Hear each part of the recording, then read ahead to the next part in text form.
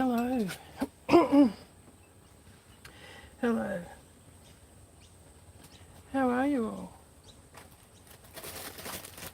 Well, it's the 1st of January here today. And for the first time in goodness knows, I can't remember, I spent the night at home, a quiet night. I spoke to my mum on the phone, and my second cousin, one of my second cousins, was messaging me all night, which was really nice because I haven't seen her for years.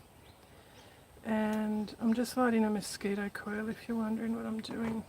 It's not going to fit in the... and I was messaging my daughter in another state as well. I had my canine companion with me all evening, which was lovely. And she's always by my side, my little poppet.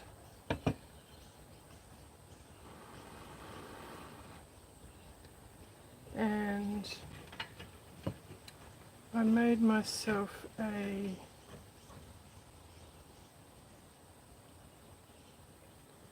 roast turkey, and I served it with some salad. It was just one of those rolled turkeys. I'll get 6 or 7 meals out of that, and I've shared some with Willow. And I made myself a pavlova, which I don't normally have sweets, but when I did some grocery shopping on Monday, the pavlova bases were down to $3, so I bought one and I've cut it up into individual serves, and I made myself a pavlova. Poor Willow, the fireworks started here at, I think it was 9:15 p.m. And for the first time I've noticed Willow was visibly distressed this year. So I had to spend time with her, trying to reassure her and making sure she was okay. We had fireworks at 20 to 9, 9 o'clock, 9:30, 10 o'clock. Normally they're 9 o'clock, 12 o'clock. 10, I think it was 10:30, 11, 11:30, 12, and they went all through till 2 a.m. this year, which is quite unusual. I don't think I've had so many fireworks because I live on the lake, and there are points around the lake that they've set fireworks off every year, but this year I'm sure there were a lot more people with private fireworks too. So anyway, I'm not going to say Happy New Year simply because so many people I know are either going through trauma and heartache and stress, or they've in the last week experienced deaths of loved ones, or they've got some really horrible things happening. So instead I'll just say something like, my hope for you is that you'll find peace and happiness this coming year. I have a friend who I've known since we were both 3 years old. I really should make an effort to visit this friend more often. I haven't seen her for a while, but she's always so kind and caring and supportive. But this friend writes herself a gratitude letter every year and has done for the last 21 years. So this year I thought I'd write my own version, and I really struggled, and I think it's just because I'm so stressed about things that are out of my control. I'm worried about people I care about mainly, and my brain just has not been able to process writing. I'm normally a good writer, So I have written a letter, and I did write it to share it on social media, but I've written it, I've reviewed it, I've edited it, I've edited it, I've edited it, and every time I save it and upload it, I've made so many mistakes in it that I'm just going to let it go today. I might do it again tomorrow. I might not share it at all. But I basically wanted to say, I don't know whether to read it here to you or not. I'm probably better to read it instead of just highlighting it, because I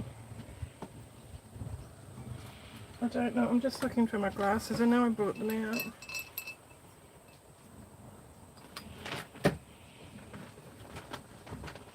They've slipped down the side. Sorry, I won't be a minute. Okay, so I have borrowed some words and some sentences from other people that I've seen, but I have compiled this as my own. You know, it's from the heart, it's how I feel, and yeah. So what I've written is, 2025. As each new year draws to an end, I find myself astonished at just how quickly the 31st of December is upon us yet again. 2024 was a year of challenges, and for many of us a year of grief and sadness. But also, as I sit here with my faithful Great Dane Willow, resting peacefully by my side, I reflect upon all of the triumphs, changes, growth and beauty that we have experienced also.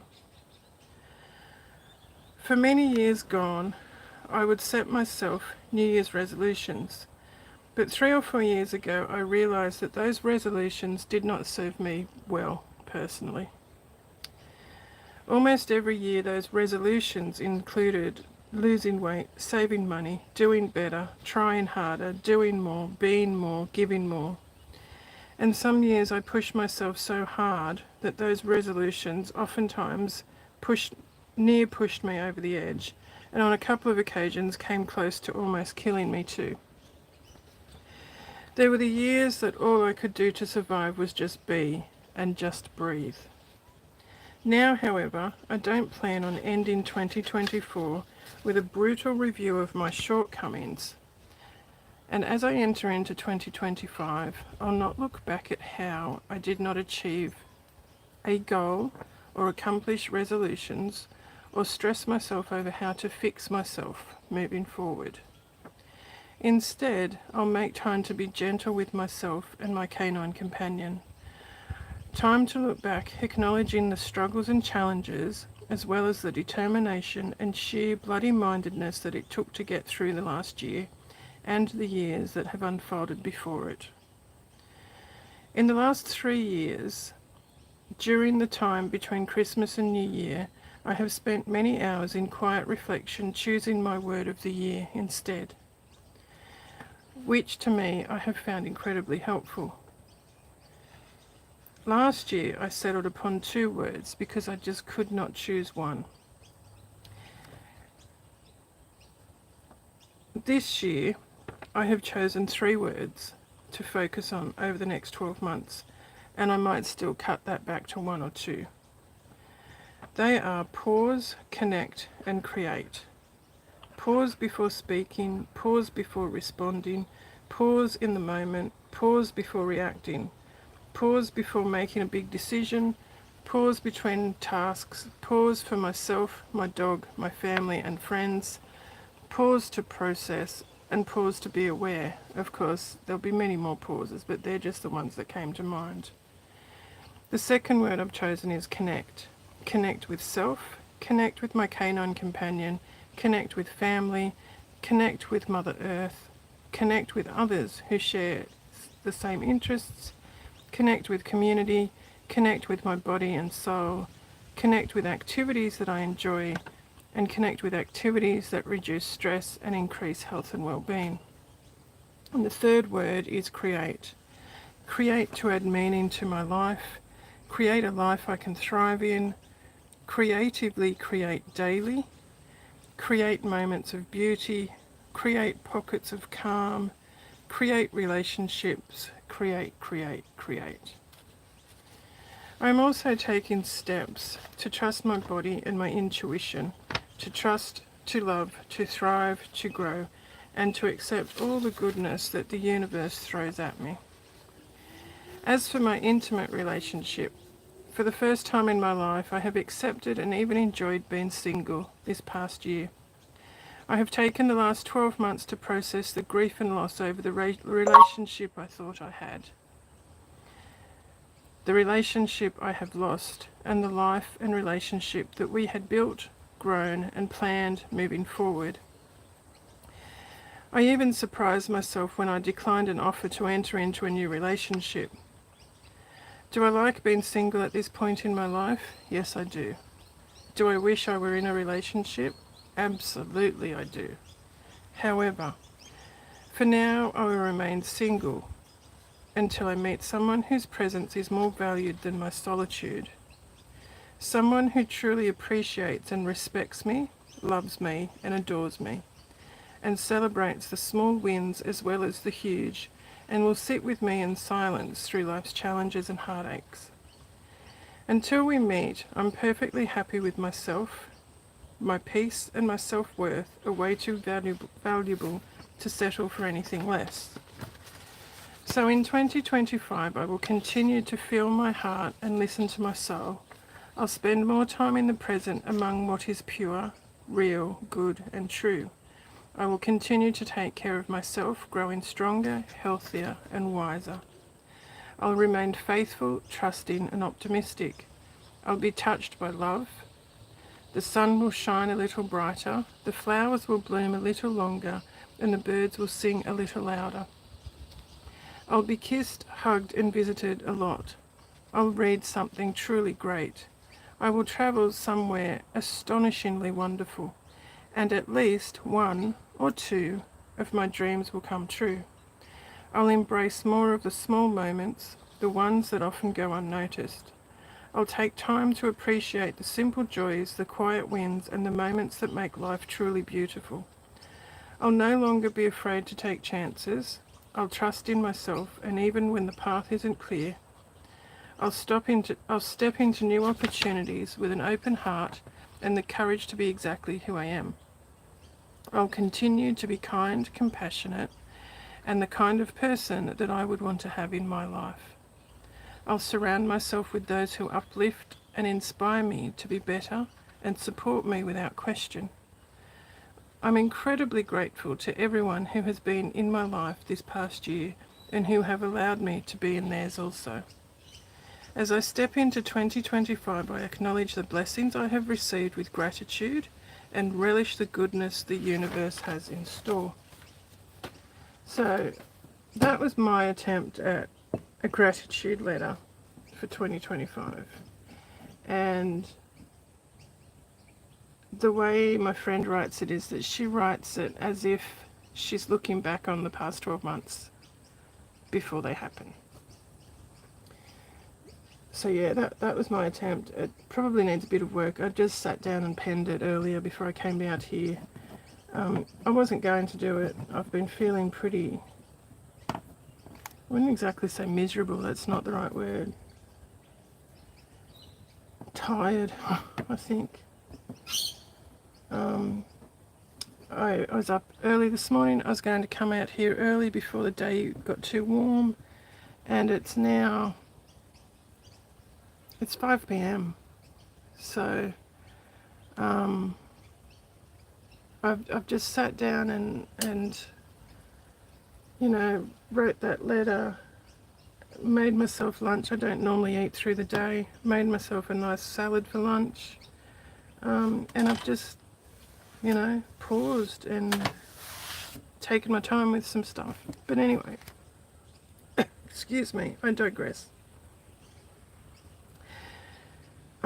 On Monday, I had to go pop out to the supermarket and get some dog food, and I had to go to the post office, so I didn't have Willow with me for the first time in a long time, and I had the car to myself, so I took the opportunity to try and get to some op shops My favourite ones were all closed, the ones that I find the good stuff in.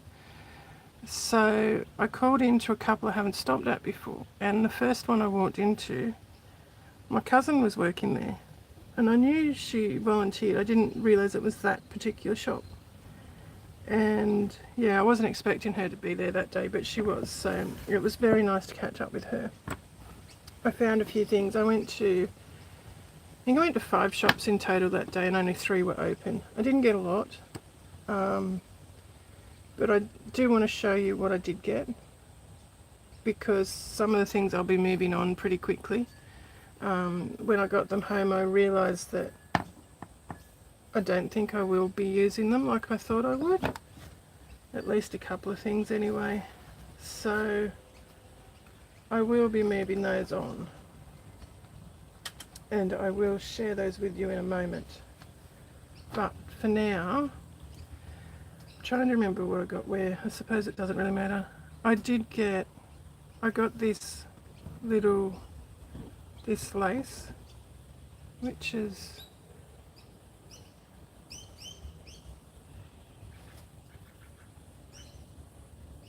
it's not, I think it's vintage. It's certainly not antique, but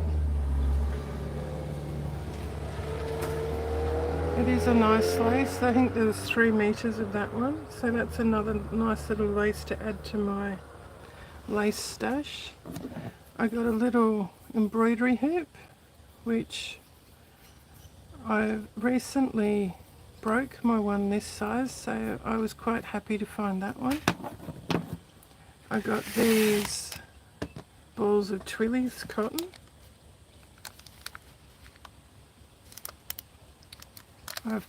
You may have seen, I've got a box of crochet cottons that I use for all sorts of different things, including putting in needlebook kits. I got these 2 doilies, not my favourite of doilies, but they're not bad for making pockets in needlebooks. I got a fingertip towel, which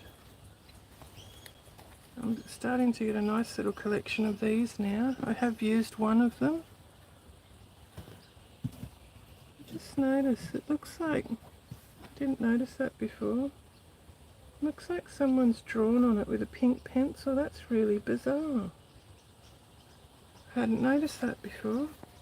So I got that one. I did get a, what's it called? A rainbow corn for Willow, which is a stuffed toy. It looks like a big plump unicorn with wings. She loves unicorns, she loves rainbows, she always tends to go for unicorns and rainbows mainly. So I got one of those at the second-hand shop. I got this, I nearly missed this one. It was in a, look at that. It was on the end of a shelf in a pile of baby clothing.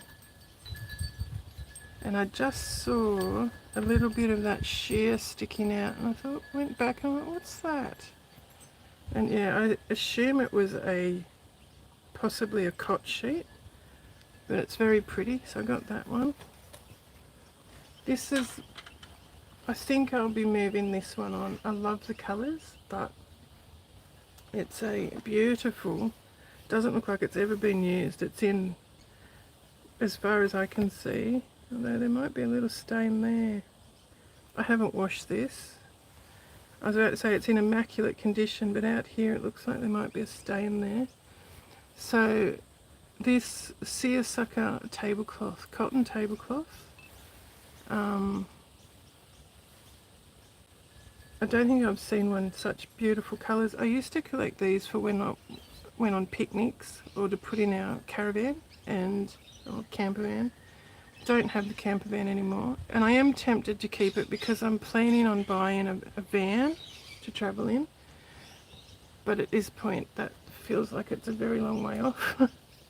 But yeah, I don't think I'll actually use this now that I've bought it, so I'll probably be listing this in my de-stash. And then this second one that I bought, I don't think I'll be using that now that I've bought it either. So this one will be, I'll move these out of the way so you can see this one clearly. This next one.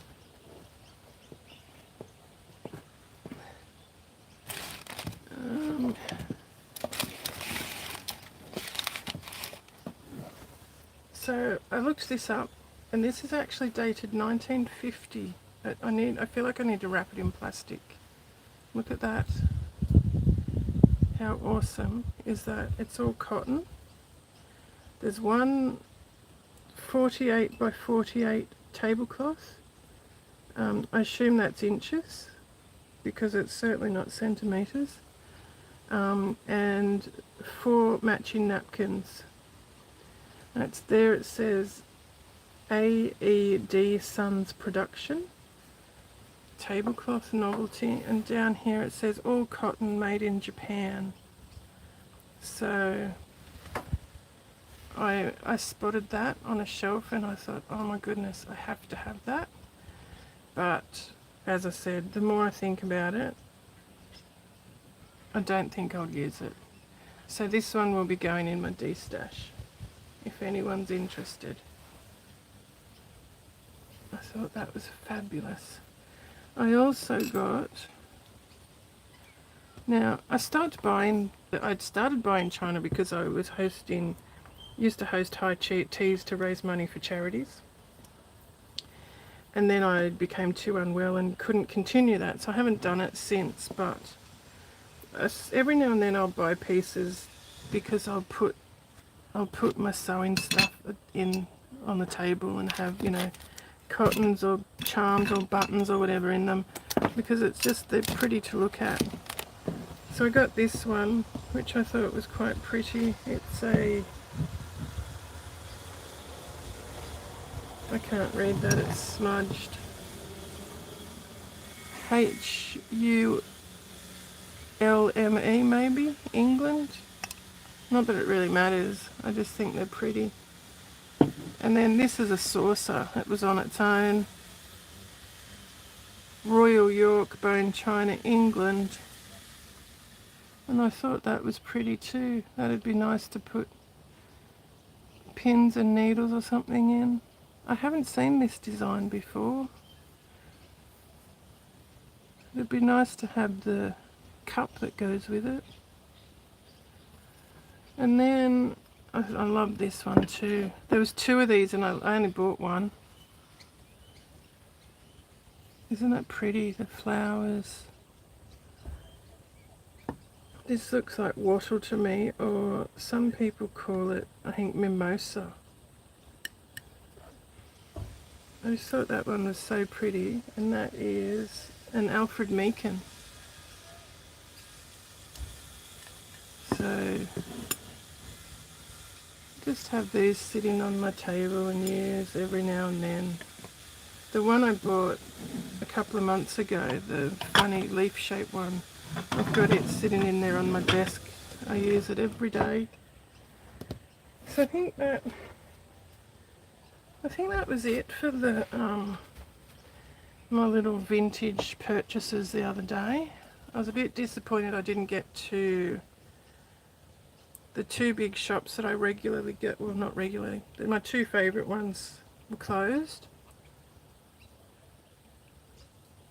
And there's a couple in town that I like as well, and I didn't get in there either. I did on Christmas Day. I got a notification to say that Spotlight had a 50% off sale. Actually, some of the stuff I ordered was more than 50%. I think it was 75% off. I just ordered fabric, fat quarters. I've been buying fabrics that never used to interest me until recently, which I find odd. My tastes have changed so much. I think these ones, I think I've shown you before. I got these at Spotlight a while ago. I thought they were gorgeous. And I cut out little strawberries every now and then to put in kits and add to needlebooks and things. So the reason I'm showing you these is because I'm sort of trying, not exactly to match, but I'm not exactly sure what I'm doing. I've had in mind to get fabrics that to me look like vintage reproduction fabrics. Apart from these are petite pan, which I fell in love with, and I haven't used them yet, and so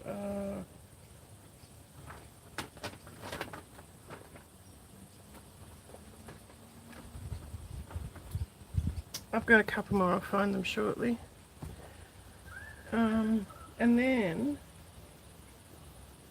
a few months ago, when I was in Spotlight one day,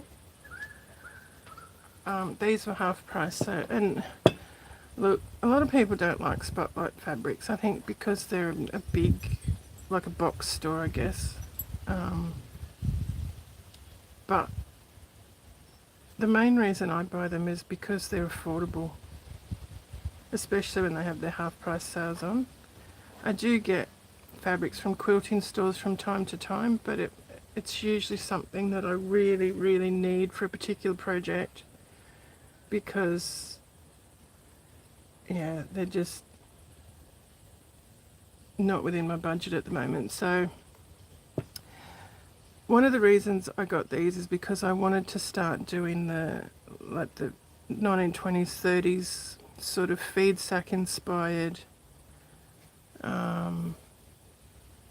hexagon quilt or something like that. I've started one, and incidentally I bought these months ago, and then a few weeks ago I came across that bag of hexagons that were done in the same fabrics, and some others I hadn't seen. So this one, actually that's the only fabric out of that pack, but these other fabrics I thought, oh, I like them, they'd go with it too. So coincidentally, in the Christmas Day sale they had this pack of fabrics available as well that were reduced. So this is out of that bag I bought at the op shop though. So these are the other two petite pan I was looking for.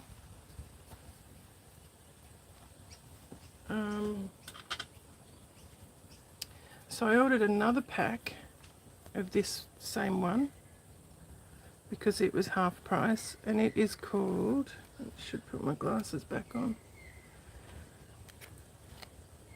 Ditzy Garden Bundle Multi. I think from memory there were different colourways in that originally. And then I only ordered one of these because I think there was only one left. This one, which has got some of these fabrics in it. That one, that one. Oh no, that colour's not in it. Sorry. So that one's in it. That one's in it. That's it, that's a different pack again. So, and they all sort of blend in together. And then that one's called Nana May Bundle. So that's Nana May. And then I got these ones. These are both the same.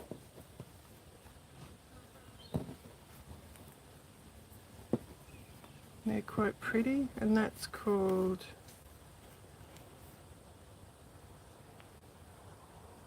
Lilac Meadow. So that's a bit softer, but they all go in, and to me they're all most of them are very feed sack reproduction sort of. I've been looking up original feed sack prints, and a lot of these are very, very similar. So yeah, I got those, and I'm still waiting for 3 fat quarters. So they were all placed in the same order, and interestingly enough, this this bundle. This bundle came from one store in Sydney on its own. Which store was it? Alexandria maybe? This bundle and these two came from, oh, I can't remember, somewhere in Western Sydney. And the 3 fat quarters I'm waiting for are coming from Miranda, which is in Sydney as well. However, those 3 fat quarters haven't even been processed yet, and these ones have been delivered. I have been working on my needle books that I'm doing. I'm just pulling my yo-yos out of the bag so I can get to the needle books. I'm running out of room here with all this stuff. So a friend sent me a video last night of a technique that I learned many years ago, and I'm pretty sure from memory I learned it in a Jenny Rofe workshop when we were learning to do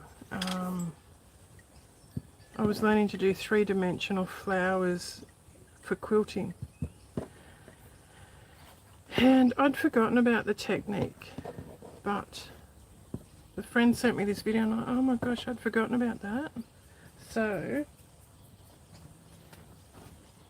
I sat there last night as soon as she sent the video and made some of these when I get to them.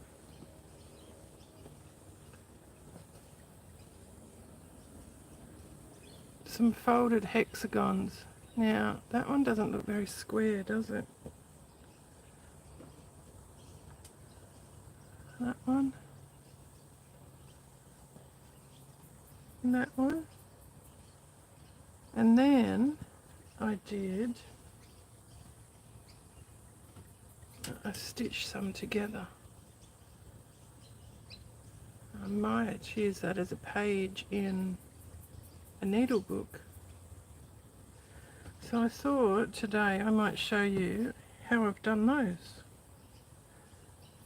I'm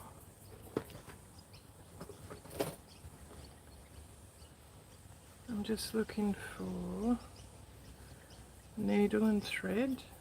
I'll use that one, I think. Need to get some more top stitch, I know that much. I'm running out, look at that.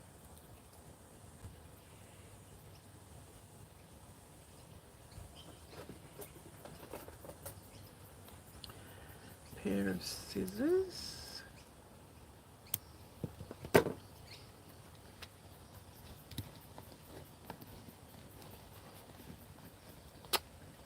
Goodness me.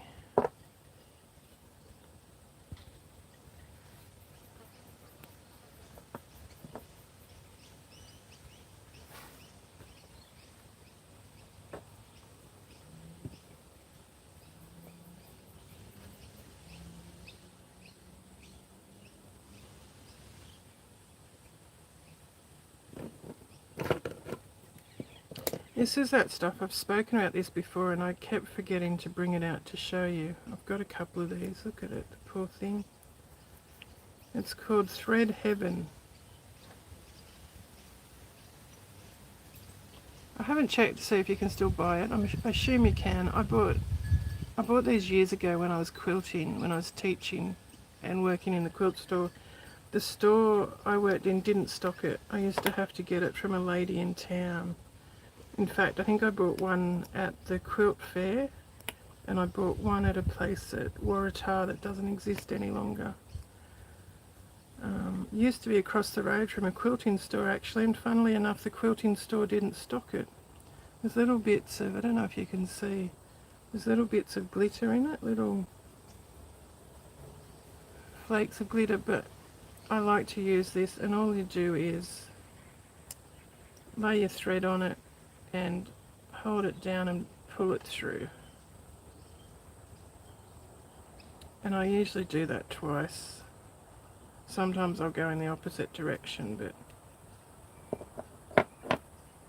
and just sort of run your fingers over it, and it just helps. It sort of lubricates the thread a bit, and it helps reduce fatigue and knotting on your thread. So let's do a quilter's knot. You've probably noticed I'm wearing nails today. I have packets of press-on nails that I've had for over 12 months, and occasionally I will glue them on, but I'm trying really hard to grow my nails, and my son's girlfriend was very kind and bought me some incredible products for my nails that I do use, but they make my nails so strong now that instead of splitting, breaking, peeling, they shatter. So, but I wanted to look nice, and I do have a funeral to go to tomorrow, but I don't think these will stay on. So I've just used the the press-on bits that I can wash off, but I did them last night. Where the press-on stuff is exposed, it balls up and looks like I've got boogers under my nails. So it's actually just glue, but every time I see it, I go, oh, it looks like I've got boogers under my nails. Anyway, let's get back to these hexagons. So I start with a circle, and I traced around something. I did these weeks ago, so I can't remember. It might have even been the top of this glass. Let's have a look. Yeah, maybe. Oh, bugger. Of course that had to go in the drink. You dickhead. I can't remember what I traced around. Sorry, guys. I've got drink on that now. I'm just having a shocker. So, start with our circle. Then I fold it in half and finger press it. And I checked these last night. I checked both sides, and if there's any that's not neat and even or overhangs a bit, I trim it off on both sides. Make sure I finger press that all the way through. Then I open it up and go in the opposite direction, line up those two lines that I've just finger pressed, but this time I only finger press in the middle there. Then I find that center, and using a pencil or a erasable marker, I will mark this isn't necessary, I just find it helps me. So I mark the center, and I also mark the line on one of those edges. Then, with our needle and thread, I like to start right in that center there and just pull my thread through to the knot, and then I come up just above it.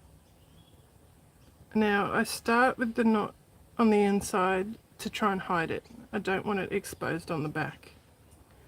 So I'm coming up just above that knot on that line, and then I'm catching that line that we drew up here on the edge.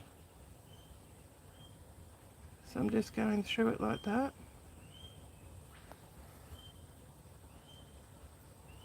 And then I'm going in here on the opposite side of that knot this time.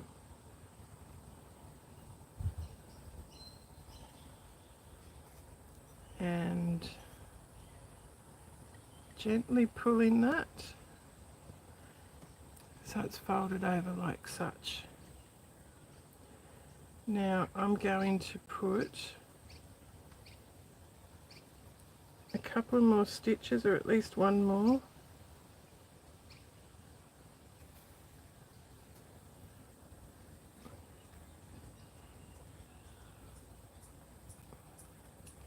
over that first stitch to secure it.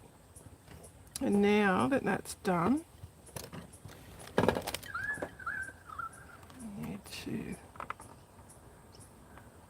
I keep getting out of shot, sorry. Oops, hang on, I've lost you for a minute. My phone just fell out of its holder. Oh, I'm sorry, I hung up on you then. Oh, goodness me, get back. Get back in there. Oh, crikey, come on. Come on, phone. You can do this. Shouldn't have touched it. I'm sorry, guys. Okay. Okay, so now that we've stitched that edge down, we're going to finger press. And be careful that you don't, my fingers are, be careful that you don't just stretch it out because you'll warp the fabric. So sort of just finger press that edge. Then I go clockwise, which is, I don't think it's necessary, it's just personal preference. So that point, that edge we've created, we bring right down to that center spot again and finger press. Then we're going to stitch that edge in place.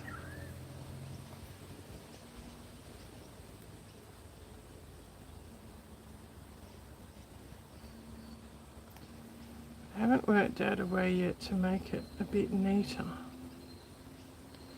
And again, I've sort of been doing at least 2 holding stitches in each fold.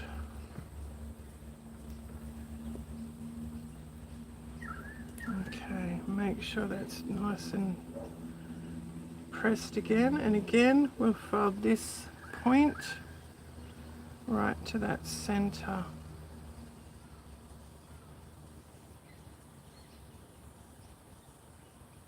I'm trying to make sure they all line up and don't overlap.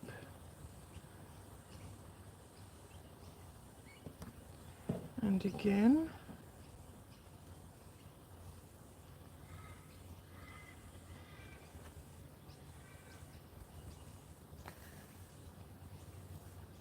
Stitching that point down to the center.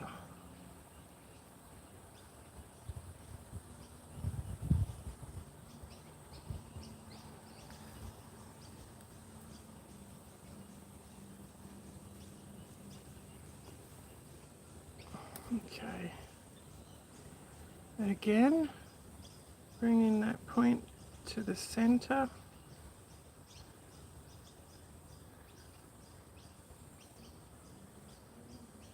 And finger pressing.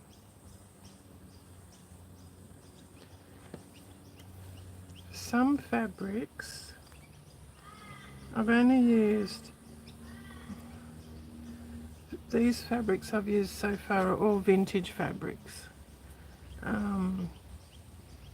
These 3, 1, 2, 3, are recycled vintage fabrics from the 50s or 60s. They were mattress covers and they're very worn and threadbare.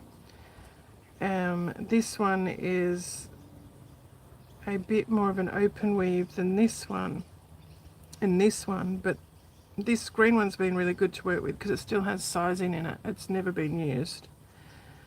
So it's like, you know, it's been starched or whatnot. This is an old bed sheet which hasn't been too bad to use, but these open ones, the fabric is warping, not only as I'm cutting it but as I'm stitching it. It doesn't hold its structure well. But this one you can see it's a much finer weave and it's still got the sizing in it, so it's nice to use. So potentially, I haven't tried it yet, but I'm assuming that if you starch the fabric before cutting and folding and stitching, you'll get a much more crisp, precise folded hexagon. It won't have as much of a tendency to want to warp and twist and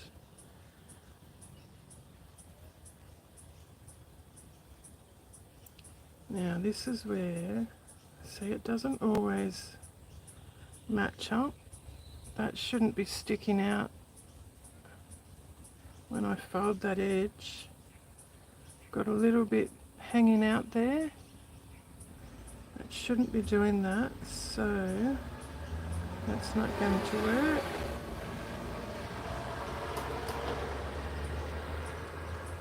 I've obviously either not cut it correctly or I've twisted and warped the fabric as I've been going.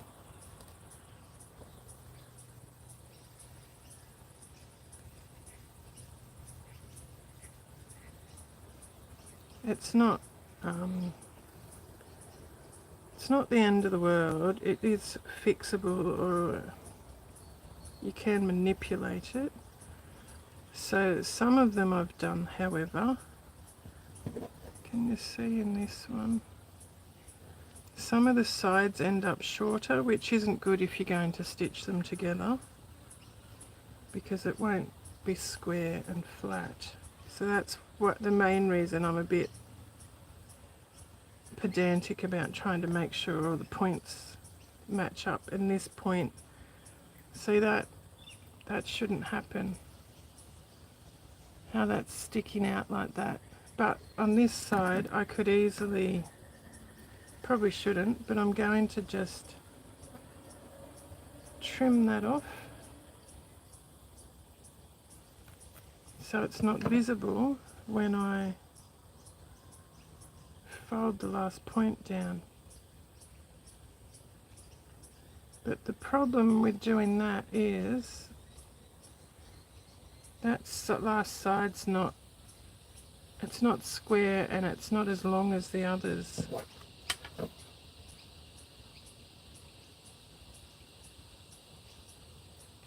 And you know, maybe my circle wasn't round to start with.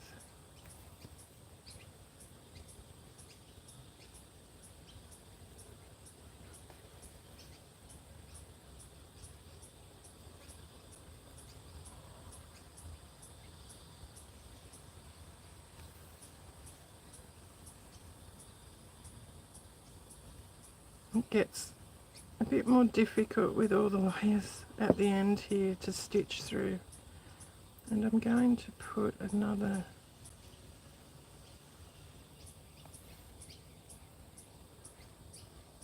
stitch in there. So it's not the most attractive stitching, and look, you can use matching thread, match the colours so it's not as visible. And then on the back there's a bit of a mess there, so I sort of come in here now, and these longer stitches I'll just sort of grab them and do a bit of a knot. And again, there's got to be a bit of a better way to do this. This isn't the tidiest method, that by far. So I'm just doing two. The one knot to me is never enough, because if you snip it off it comes unravelled. So I do two, try and lay them down beside each other so it's not too bulky. And then I will get my needle and thread it. Bugger. I want to go between the fabric, so see it's in, it hasn't come out, it's hidden in between those layers of fabric, and I'll bring that out and pull it just a little bit tight, gather just a tiny bit, gather there, and then snip that off so when I let go that gets sucked in and it's all hidden away. And there we go, there's a little folded hexagon. And there's lots of things we can do with those, as you can imagine. You can use them as embellishments, you can put a button in them, or you can put French knots in them, or I suppose a mini Suffolk puff in the middle. There's all sorts of things you can do. You can attach them to your needle books, you can stitch them together like this, you can stitch them together on their long sides like this and make a quilt. Like, sorry, that's out of shot. Like this, you can stitch them all together. And because they've got a front and a back already, you don't have to, if you stitch them all together like this to make a quilt, for example, you don't have to line it or back it. It's all done. It's all done in one step, basically. So the link that I was sent last night, sorry, I'm just got to move my legs, guys. There were a lot of comments were saying how stupid it was because it was wasting fabric. But if you think about it, it's actually saving fabric because you're only cutting out one lot of fabric instead of the front and the back, and you don't have to put a lining in it either. So technically it's more economical, I reckon.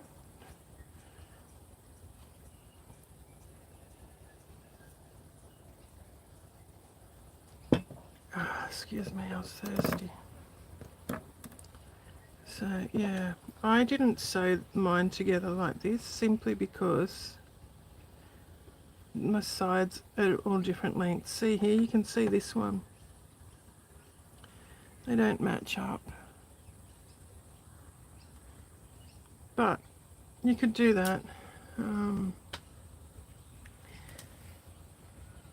What else was I going to show you?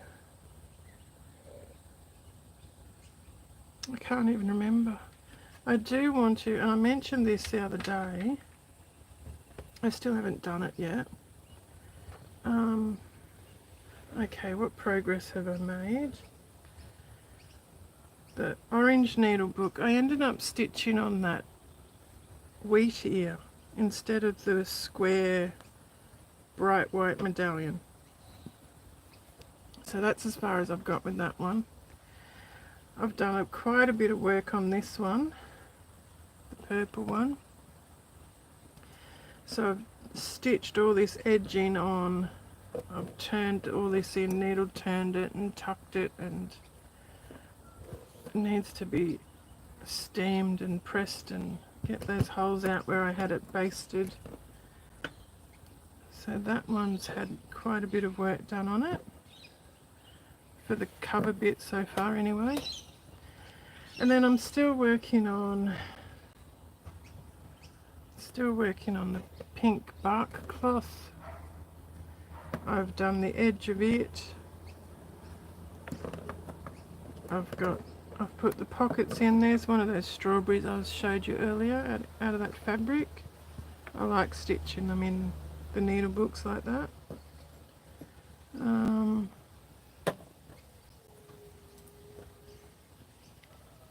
And I'm still not convinced I like this for this book. I've done this bit of wool, and I've stitched my hand-dyed wool around the edge in a blanket stitch. I'm not convinced I like this colour on the pink edging that I've done. It's a very cool pink compared to the rest of it. And then I've done, this is a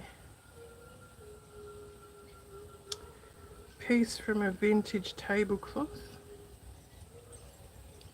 and I've stitched around it, but as I mentioned the other day, I'm thinking I'd like to do some embroidery in this section and in this section. and I haven't worked out what to do yet. I'd like to draw something, probably flowers, I think, but I haven't worked that out yet. And I've also done this needle book. I'm really struggling with. The last one I did, I struggled with too, and then all of a sudden, after weeks, it just came together really easily all of a sudden. But this one I'm really struggling with. I made this to put in it, but I don't think I like it either. So this is all a napkin that has been lined with a vintage sheet. This is all hand worked, this napkin. And my thought process was that if I stitched it in like this, then we can add buttons or something to hold these flaps closed to use as pockets. But the napkin's not square, so they don't quite match up. And then I thought I could fold it like this,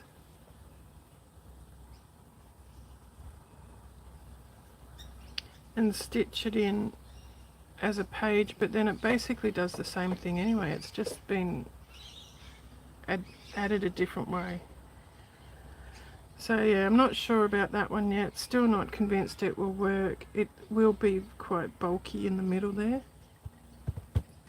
I still haven't found any doilies that work in it either, which is frustrating the life out of me. I have, however, I was going through a cupboard a couple of days ago, and I did find some more lace in my lace stash. This is all cotton again. So I haven't shown you these yet because these are new pieces that I came across in a different cupboard. But this one, these ones are not clean yet either. And this is the same that I just showed you. Sometimes it's hard to ascertain the front and the back. That's the back, that's the front of that one.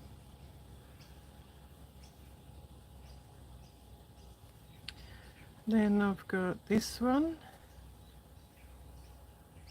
That's the back, that's the front. And this is interesting because I've got this bit in that bag, and then this piece, which is the same pattern, but this bit's been cut off and this bit hasn't.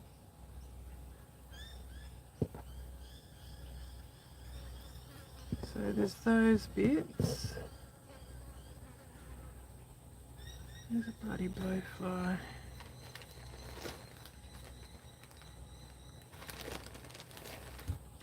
Then there's this bit. Oh, sorry, there's two bits there that are about the same size. So nearly all of these have got, they're actually in two bags. They're in a bag inside a bag, but they've all got spots on them. So there's that one. And again, like all the others I've shown you, they're only small amounts. This one looks like, that's the back. This one looks sort of like little hearts or cherries or heart-shaped, whatever they are. That one, and oh, snot.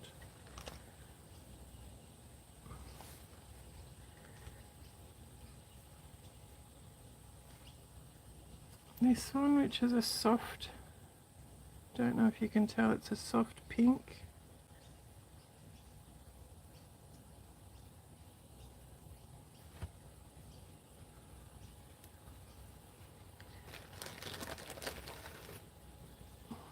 Oh, I just had a really big head spin then, that was a bit bizarre. This one.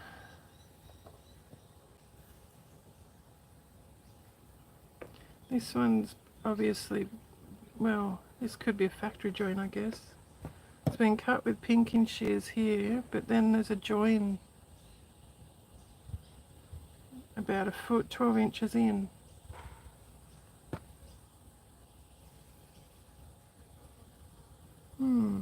doesn't look like it's been used. There's no stitching marks or anything on it.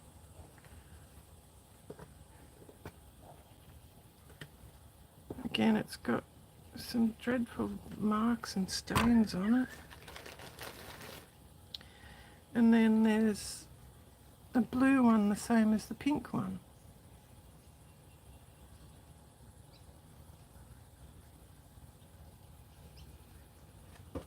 I look at some of these vintage ones and think, oh, they're so poorly made. But then when I compare them with more modern ones, they're much better made than some of the modern ones. Then I've got this piece as well. This smells like soap.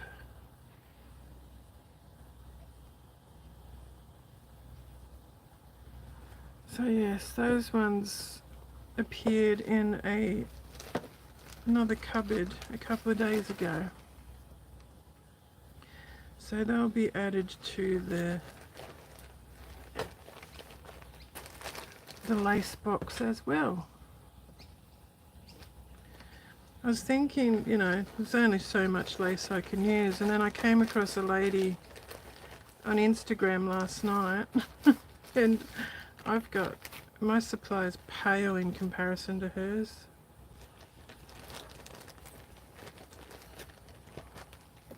I don't know how did I have all these in that bag that I just pulled out and I can't get them back in again. They will not fit in that same bag again, which is frustrating. I put them in myself the other day, yesterday, and now I can't get them back in.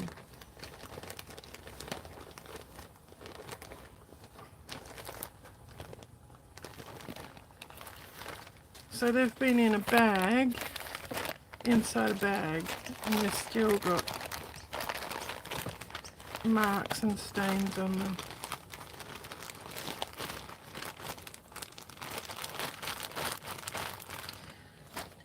So there's that. I was planning on sitting out here and just stitching with you guys, but I've sort of lost my inspiration. It's awfully muggy and humid here.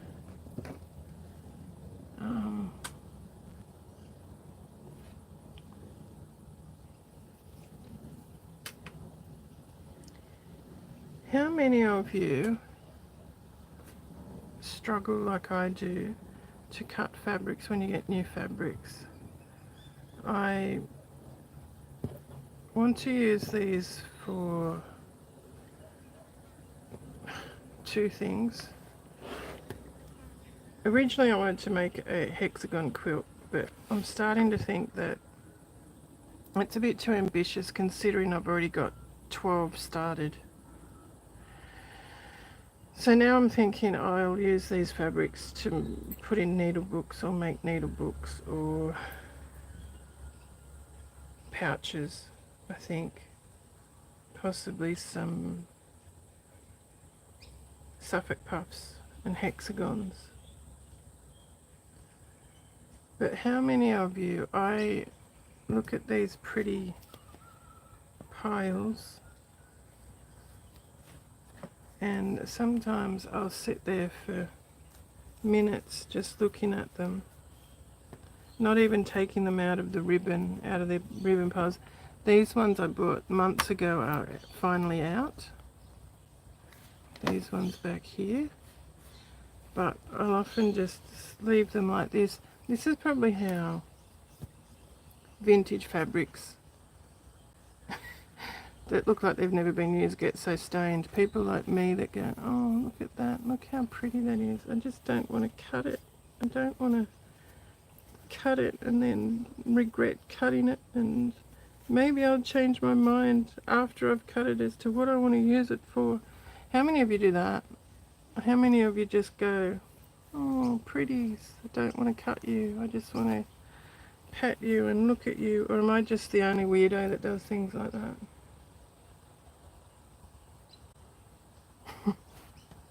Anyway,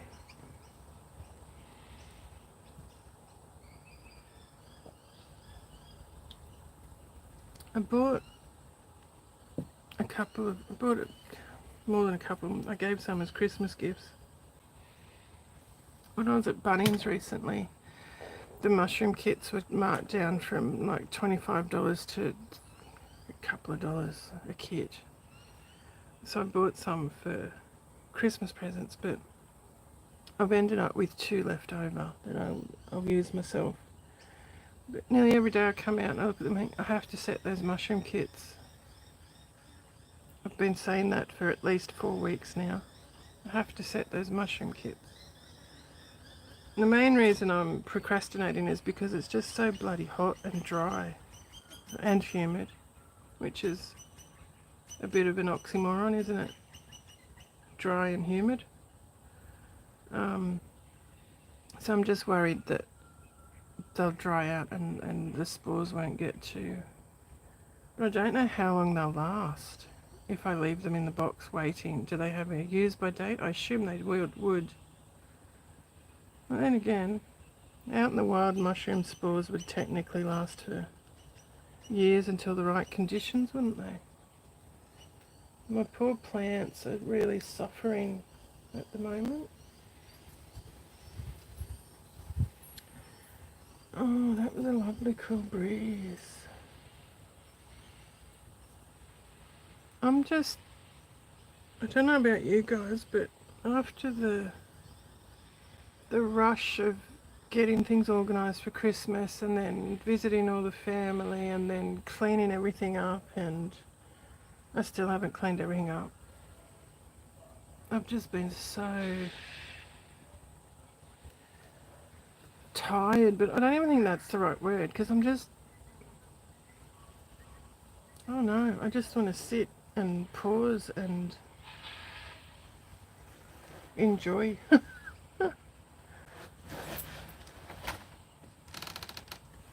I don't know if I mentioned, I've got a funeral tomorrow that, of course, no one ever wants to go to funerals.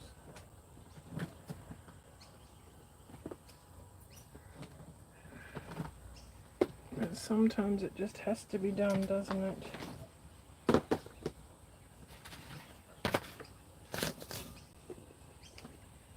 Let's see. What are you doing, chicken?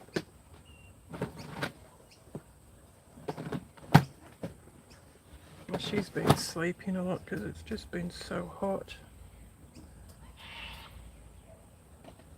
Okay, I'm looking for some inspiration to draw some designs to put on here.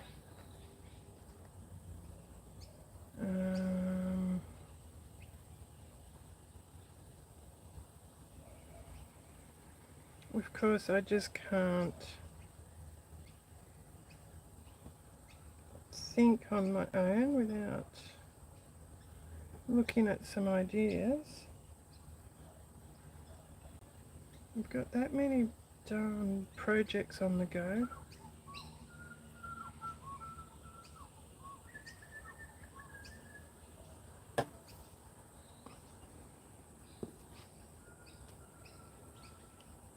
Look at this little rosebud here.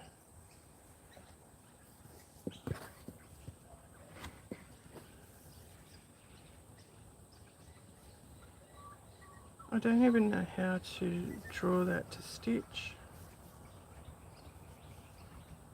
Yeah, probably not the best example.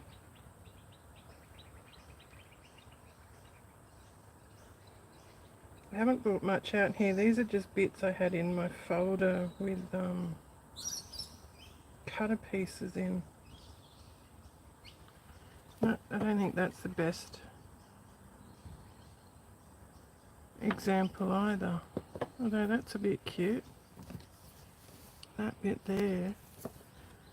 So potentially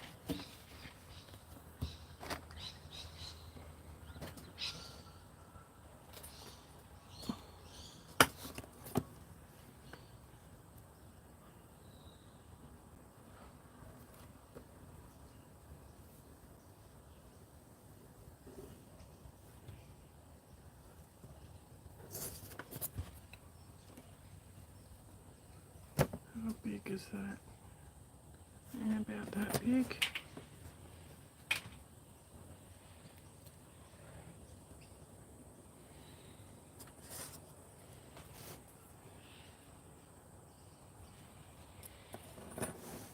I don't know what I'm doing, I'm just sort of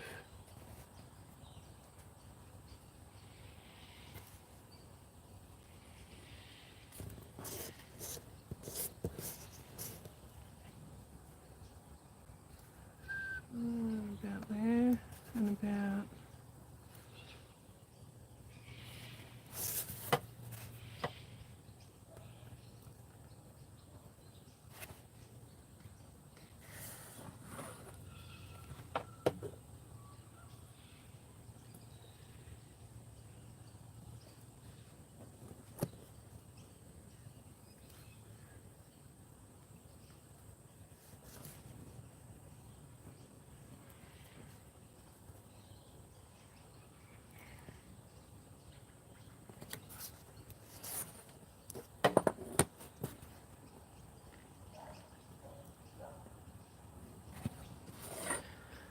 so that's basically a, how far in is that? About 5 mil, 5 mil.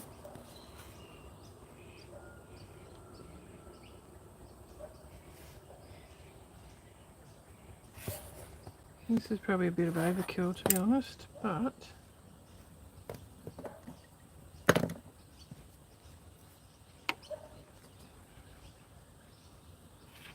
is that?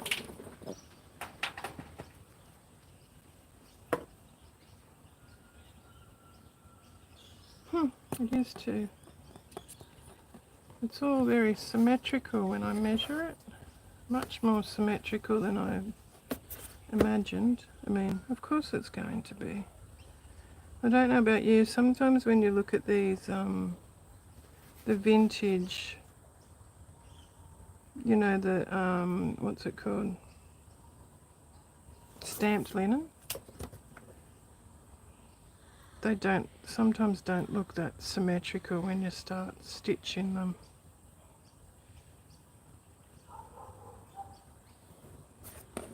So,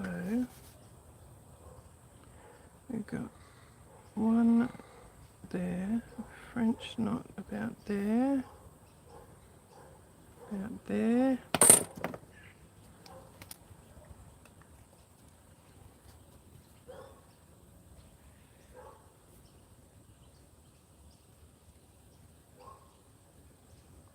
And then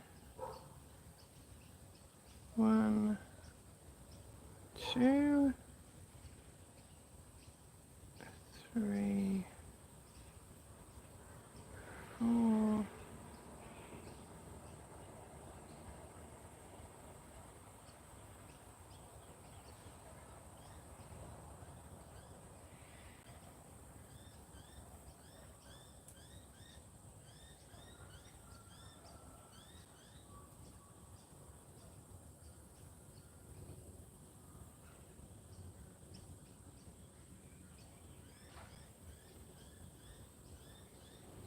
gee, they're not as even as I would have hoped either.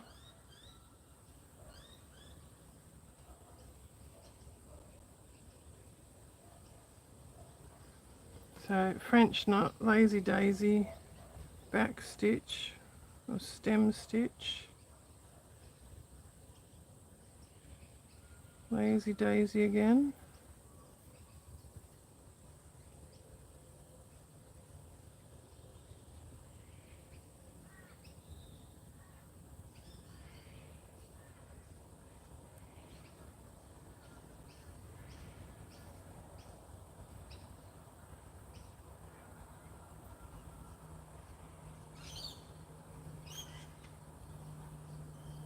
Then there is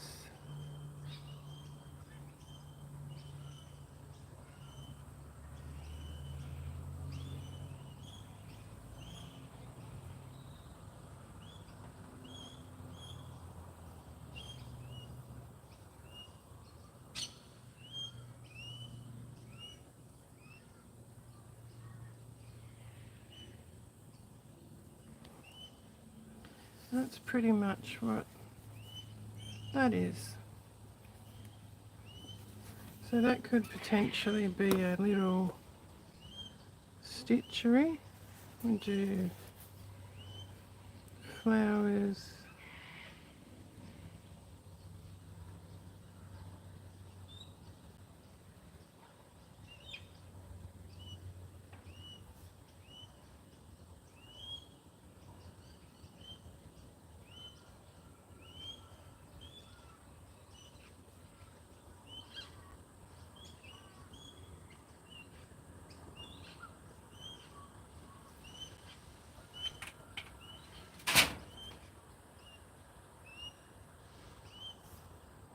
Now I'm going to write colonial knot because I don't like French knot.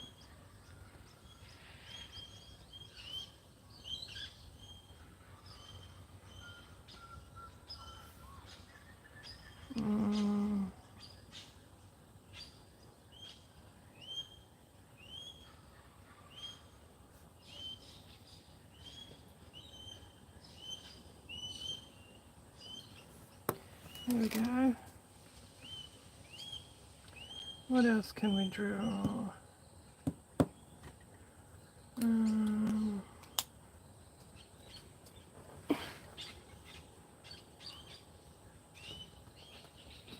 trying to remember what I've stitched. One of them sort of went, I think.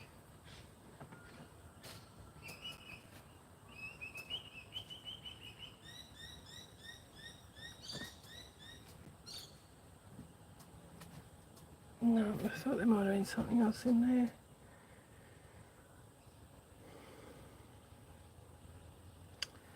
I'm sure some have gone. I'm trying to remember.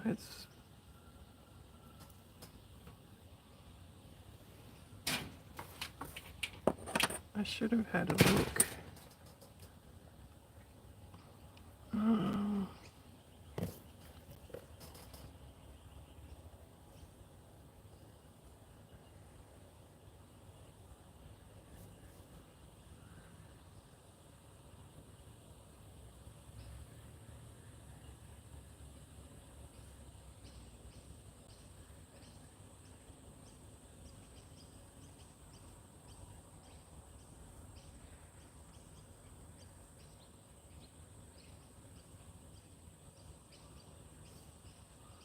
This doesn't look right to me. Obviously I'm not remembering very well.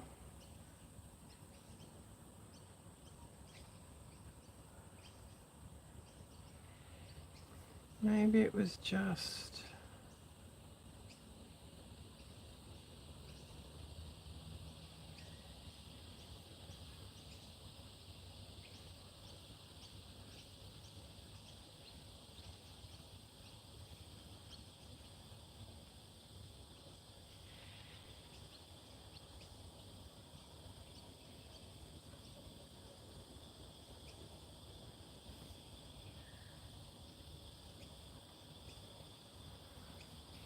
It doesn't look right either.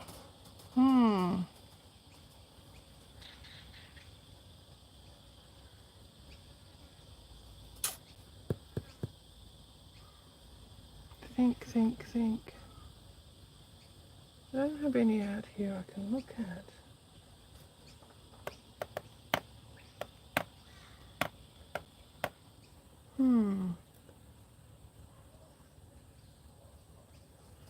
Trying to think how the flowers have been that I've stitched. I know some were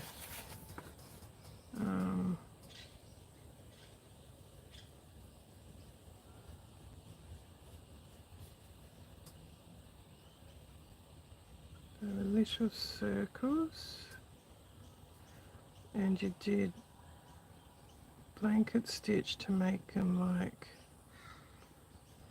and then it just had lazy daisy like that, and then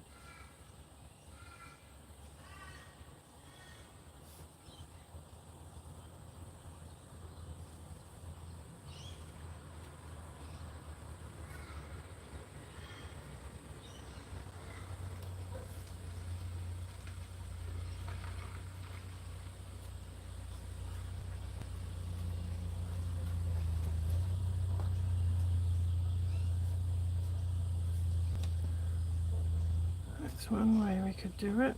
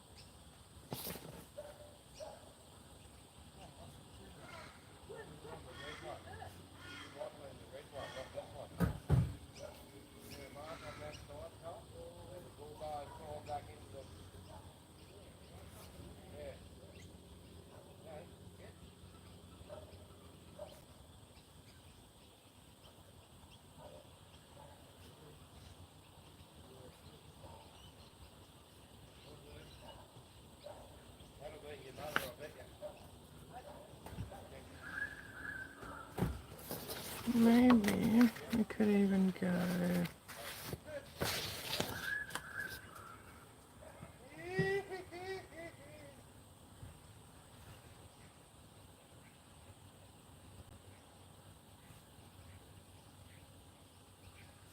it's not very straight, not as straight as I thought it was. And then is this going to work?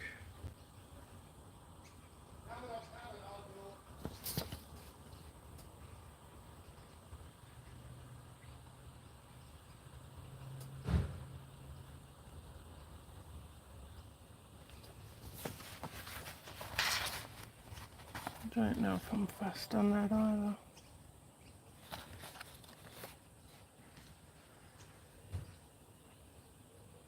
I'm going to take this too far, I think.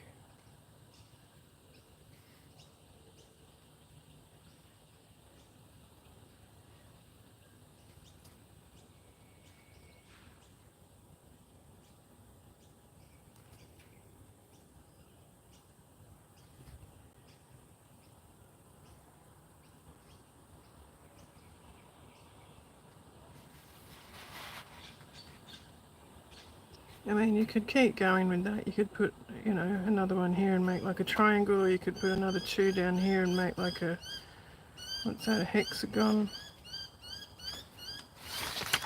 I need to, I think I need to try and come up with some more because I can't think of any offhand.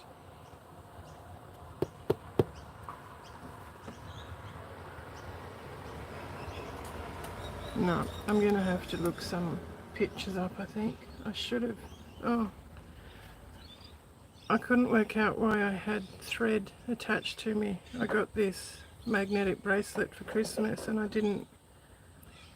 never even considered that the needles will stick to it. Anyway, I've got a feeling if I go and look at images, I might cut you guys off. Let's have a look. Yeah, I cut you off. Sorry, that didn't work. So, I might instead... So, the whole phone stand's collapsing now. So, the clouds are coming over. The neighbours have just gotten back home and they can get a bit noisy.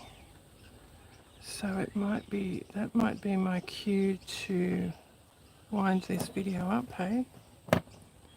I don't know if I'll be able to get on tomorrow. As I said, I've got that funeral. But I'll go and try and draw up some designs that I can stitch, and hopefully I'll be able to come back with some designs drawn up and some stitching started and a bit more progress on the needlebooks or something at least. So thank you for joining me again, or if this is your first time, welcome.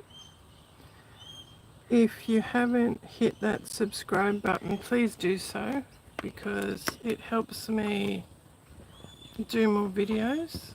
Oh. I just looked up and realised how bad that is. Leaning. Sorry. Oh, I've got a mind blank. Sorry, guys. Thank you for being here. Thank you for your support. Thank you for your comments and everything else.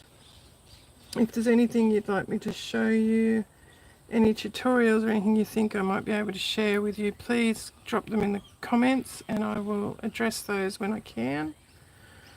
And as I said, I'm not going to say Happy New Year, but my wish for you is that you have a peaceful, healthy year ahead. And thank you once again. I'll see you next time.